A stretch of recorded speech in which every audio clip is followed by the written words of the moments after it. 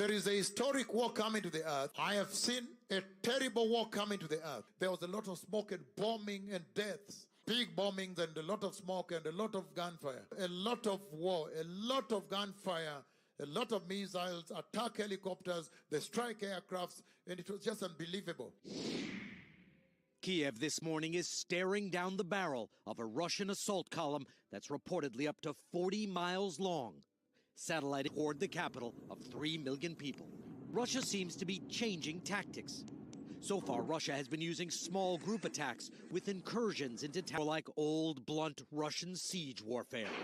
It's already happening outside of Kiev, with Russian forces attacking Mariupol in the south, home to 500,000 people, with tragic consequences and disturbing images emerging. Satellite images show a Russian military convoy getting closer to Kyiv from the north.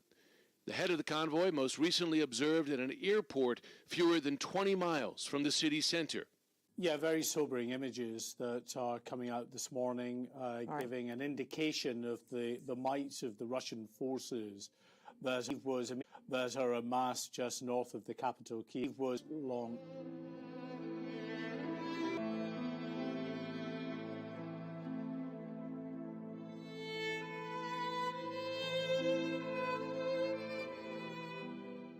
The fight strike aircrafts. Zile ndege zinaenda kwa haraka kabisa katika eneo la adui. Even those pilots, they go on what we call suicidal missions. Hata wale marubani wanaenda katika misheni ambazo zinaitwa. They are, first of all, disarm them, knock them down. Kwa sababu hao ndio ambao wanaenda na kutegua yale makombora ya kivita. Wao ndio ambao wanategua zile ndege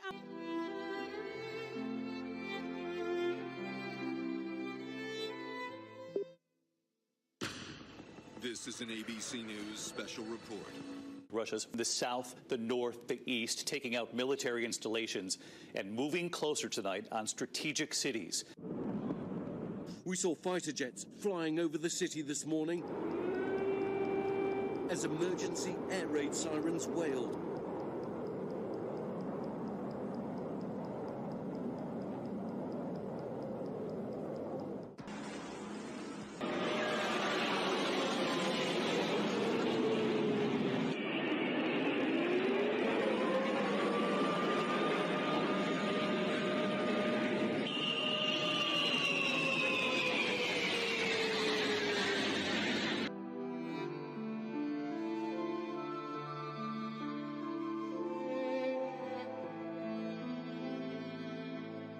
A terrible war coming to the earth. Lakini nimeona vita kali kabisa ambalo linakuja duniani. In fact, I saw the fighter aircrafts. Hata hivyo niliona zile ndege za kivita. Those alpha strike aircraft, they're called alpha strike aircrafts. Zile ndege speciali kabisa za kivita. The ones that strike, they go fast into the enemy territory. Zile ambazo zinapiga zinaenda kwa haraka kabisa katika eneo la adui. Even those pilots, they go on what we call suicidal missions. Hata wale marubani wanaenda katika misheni ambazo zinaitwa misheni za kujiua. Because they are the ones who go normally and knock down the anti-aircraft missiles and all of them, the batteries, wherever they are. First of all, disarm them, knock them down. Kwa sababu hao ndio ambao wanaenda na kutegua yale makombora ya kivita. The anti-aircraft missiles and the batteries, wherever they are located, they are the ones that know them and they go and knock them out first before the other fleet now come. Zile wao ndio ambao wanategua zile ndege ambazo ni za makombora. Hao ndio ambao wanaenda na kuzitegua kabisa kabla zije. Niliona hizo ndege za kivita zikienda. And then I saw the special operation forces in attack, the strike helicopters going also. Halafu nikaenda zile ndege speciali kabisa katika vikosi, zile helikopta za kulipua. The Russian invasion was launched with terrifying speed and against a wide range of targets right across the build-up around Ukraine's borders, finally unleashed by order of the Kremlin. Helicopter gunships, fighter jets, missiles, tanks, convoys of armoured vehicles are all involved in what Russia calls a military operation.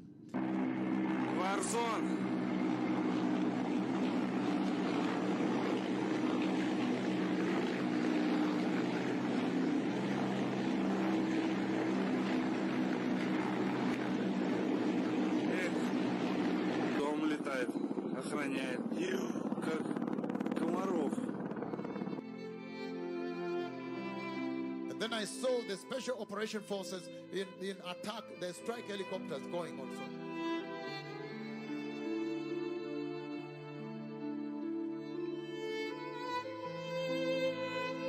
And then I saw the special operation forces in attack, the strike helicopters going also.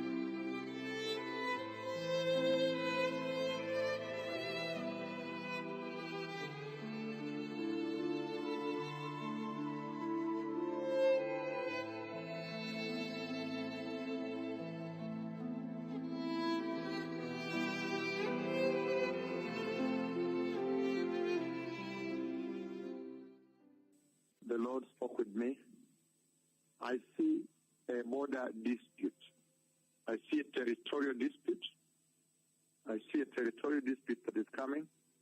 One country trying to take part of another country, trying to annex part of another country, and they were saying, no, because they speak our language. Those people in that area speak our language. Those people in that area, they live like this, like us. They speak our language.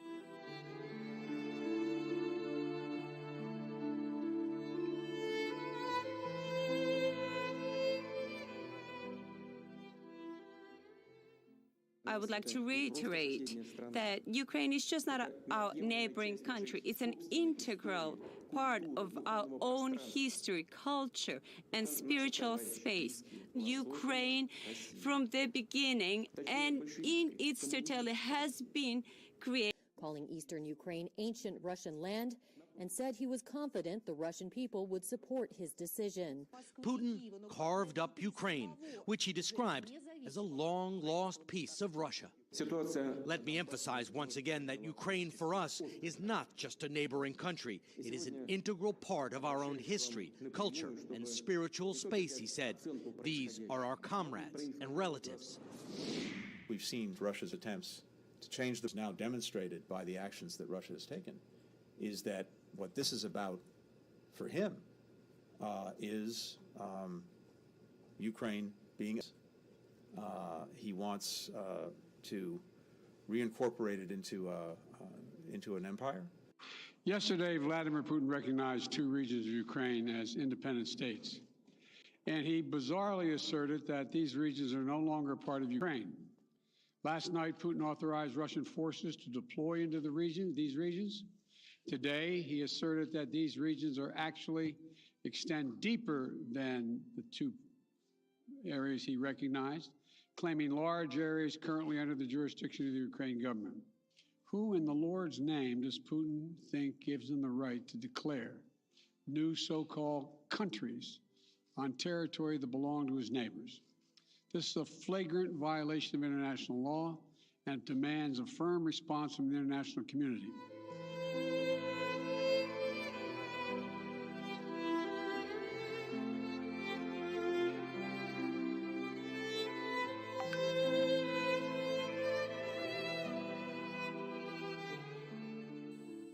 I see a territorial dispute that is coming. One country trying to annex part of another country, and they were saying, no, because they speak our language. Those people in that area speak our language. Those people in that area, they live like this, like us. They speak our language. So I see a territorial dispute that is coming. I see the UN involvement.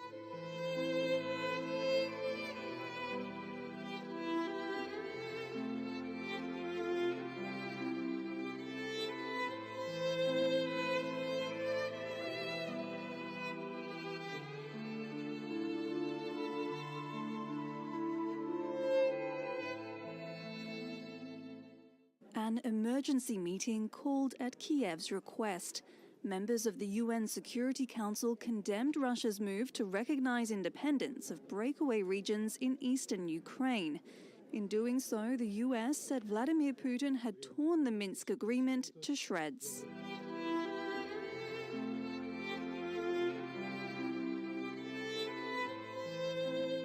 The UN Security Council convened for an emergency meeting in New York last night. Russia's actions were denounced by several council members. This move by President Putin is clearly the basis for Russia's attempt to create a pretext for a further invasion of Ukraine. It's too late, my dear colleagues, to speak about de-escalation. Too late. the Russian president declared the war on the record. Should I play the video of your president, ambassador? Shall I do that right now, or you can confirm it?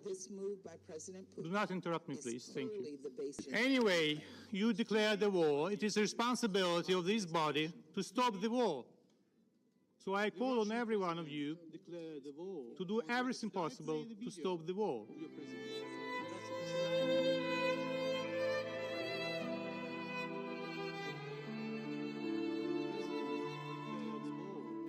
We are seeing the greatest massing of troops, of missiles, of artillery, and of aircraft capability since 1945.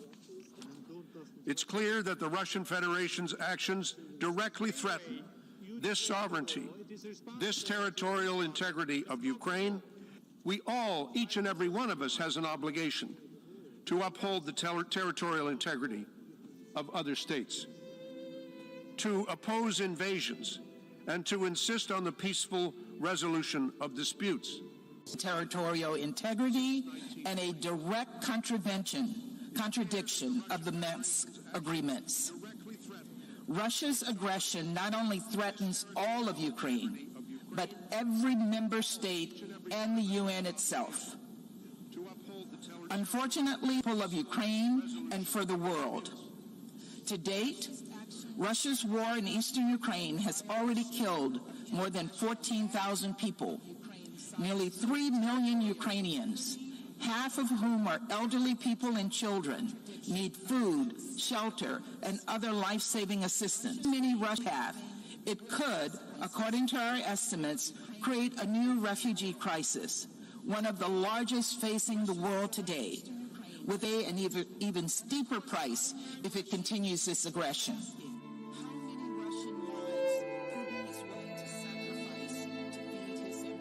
Security Council.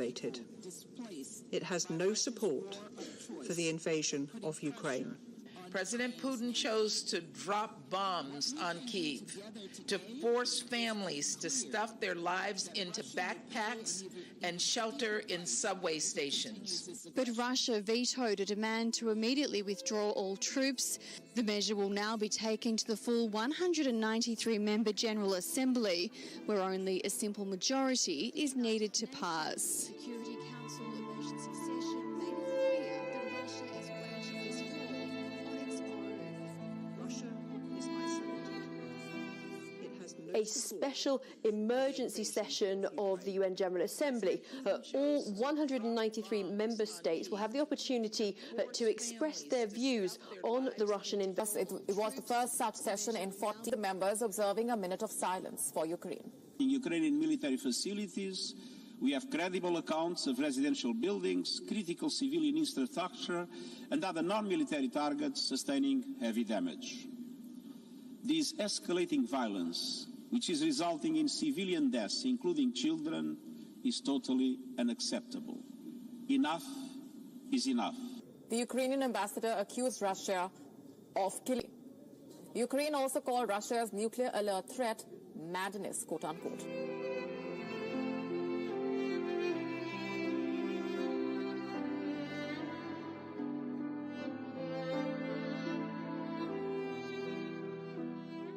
Just for our land and for our freedom, despite the fact that all I've seen is going to be called, as today, Freedom Square in every city of our country. Nobody's going to break us. We're strong. We're Ukrainians. I'm happy that we have unified today, all of you, all the countries of the European Union. But I did not know, but this is the price they will have, this high price, very high. He received a standing ovation. Compare that response to this.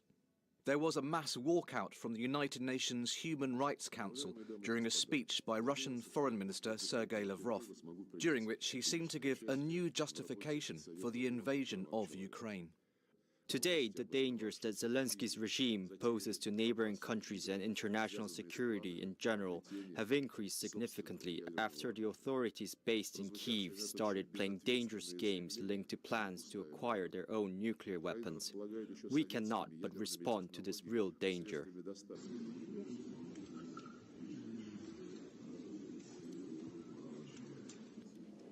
UN has to take a very strong stance in defense of its own principles, of the UN Charter, because what Russia did to Ukraine is an attack on the UN foundations, on the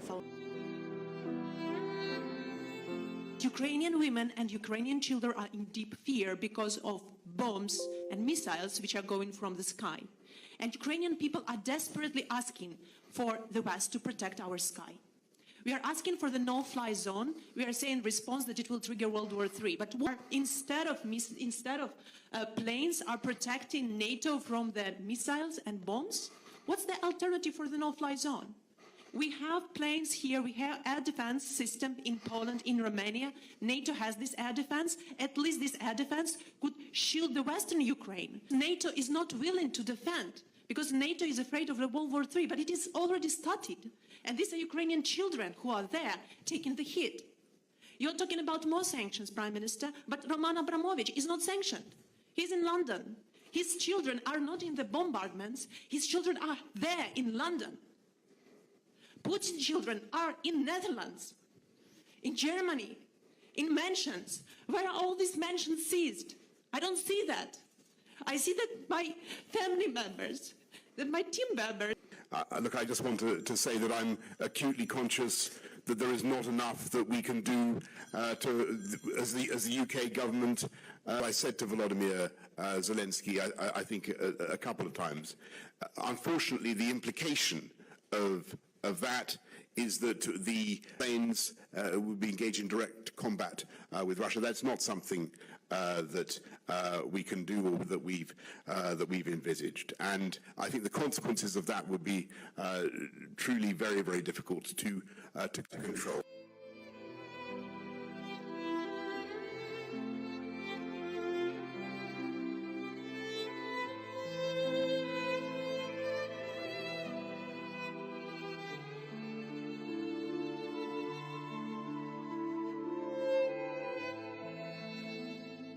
A lot of people running and being refugees, pouring their things out into a refugee camp, and they were looking for food, opening cans and eating old soup and whatever. It was such a situation.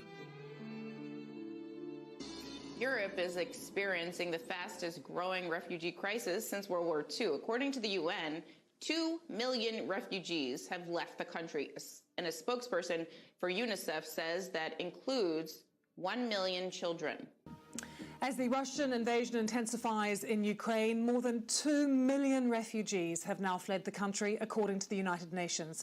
Ukrainian officials say humanitarian corridors have now opened to evacuate civilians from 5 key cities. Civilians in Ukraine are desperate to flee the violence, with hundreds killed and hundreds more injured. Nearly 2 million refugees have now crossed the border, almost half of them children. Hundreds of people took shelter in a subway, really making it a makeshift bomb shelter, taking shelter from those explosions. The Red Cross and the UN's refugee agency saying that they are prepared to help the people trying to flee. Arriving in neighboring countries with little more than a suitcase. In Romania, in Moldova, where they've built a tent city, women and children finally safe with a warm meal, a place to rest. But as the waves of refugees keep coming, a flood of kindness. Hundreds of volunteers handing out soup, offering rides, and a place to stay. Take a look at this video of people appearing to pack what they can, leave via bus, train, or car.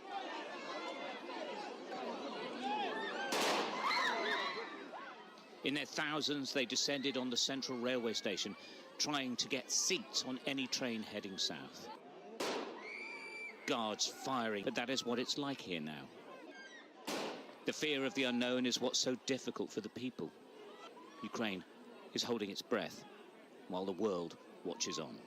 Neighboring countries, Hungary, Poland, Slovakia, Germany, Romania, the Czech Republic, they are all prepared to help those refugees. Camp, and they were looking for food, opening cans and eating old soup and whatever. It was such a situation, opening cans and eating. Hundreds of volunteers handing out soup.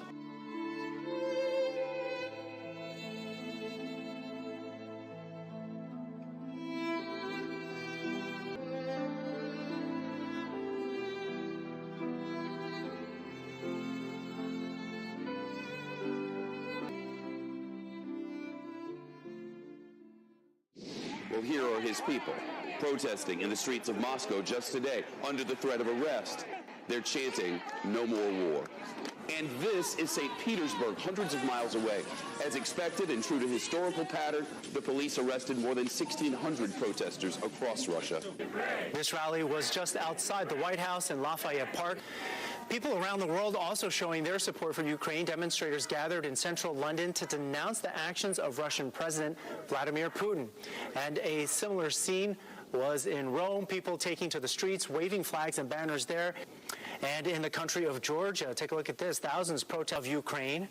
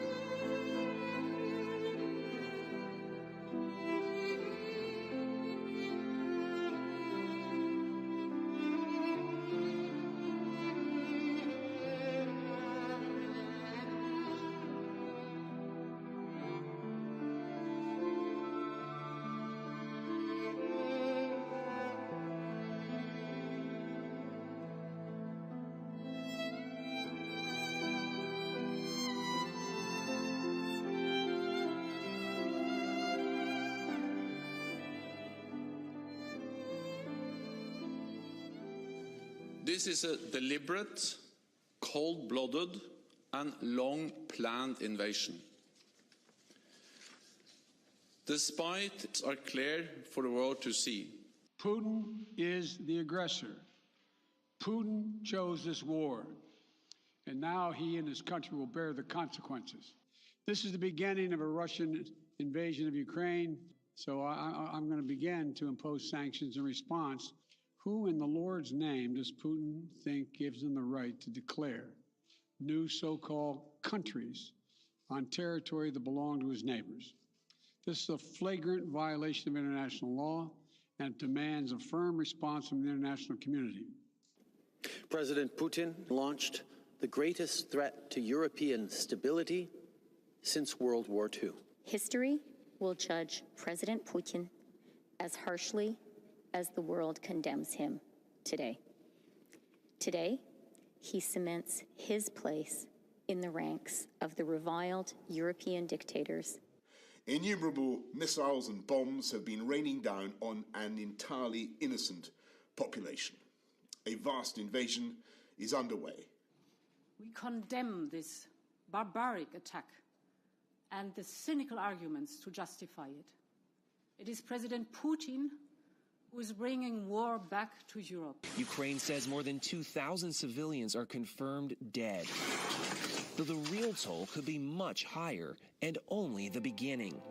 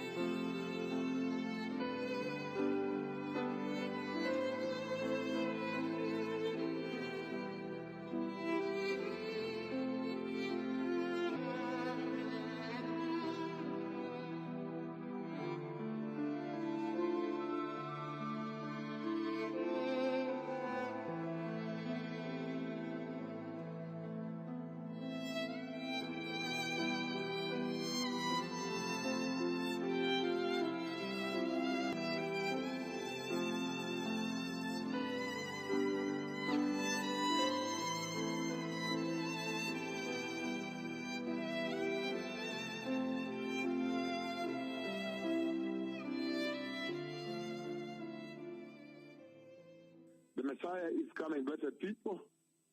May you be wise. May your wisdom not fail you on this one. Because remember, eternity is a very long time. Life on this earth is being dismantled.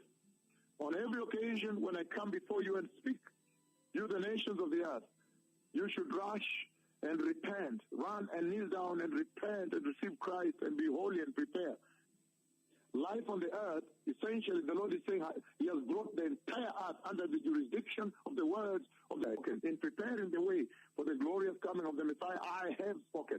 And I've been faithful to speak exactly as God the Father has instructed.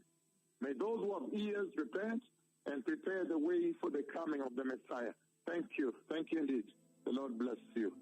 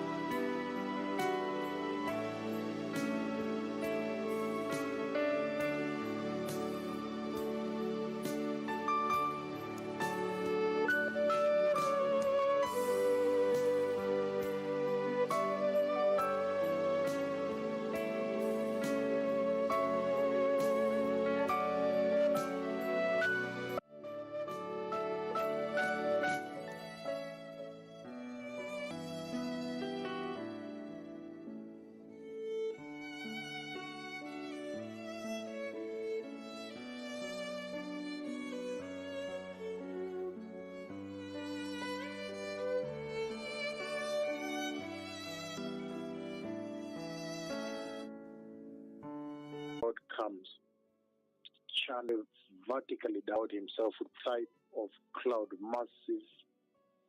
I was standing and having a meeting. So there's going to be a very big visitation on this earth. The church needs to prepare. It's a very terrifying event. Most people try to run away. Some of them fall on the ground flat with their bellies.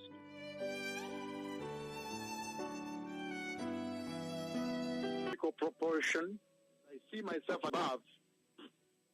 The things I see some people going up like a chimney, like a tornado, like a channel, like a funnel, like this. The cloud of God, a thick cloud like smoke, is expanding the Lord. And people who are there were lying down on their stomachs and crying to God and worshiping God and loving God and praying as cloud like smoke.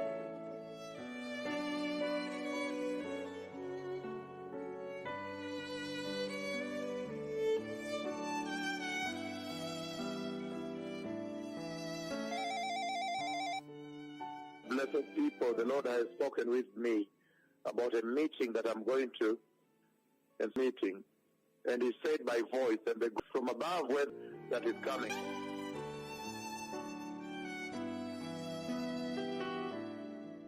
What does it mean that the Lord, He said, when I consider thy heaven, the work of thy fingers, the moon and the stars which thou hast ordained, visitest. The glory of God is coming from the throne of God to the earth.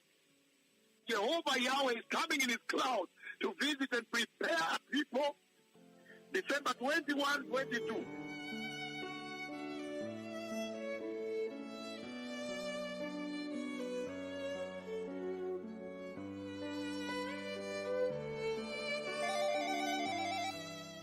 I see the cloud of God descending. I see a dreadful situation. It's dreadful. There is fear. It becomes dreadful. I know that Kisumu is ahead of us here.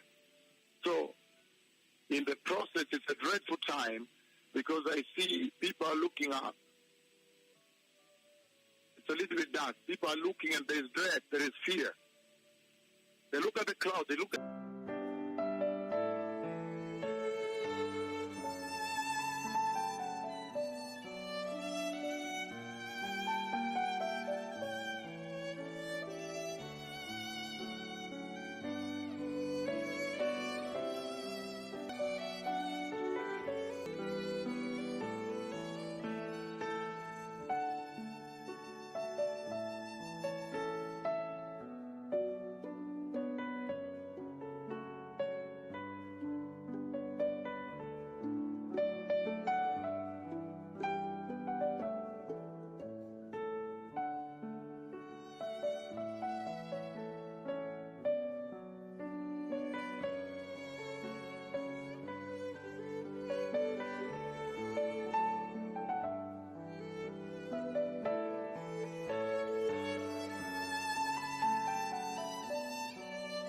morning. And raining now like streams of rain. You would think there is a shower head in heaven. So as I was moving, it was raining on me. Several streams. Today, this morning, before I came here, surely if the Bible promised Elijah the way for the Messiah, if now that prophecy becomes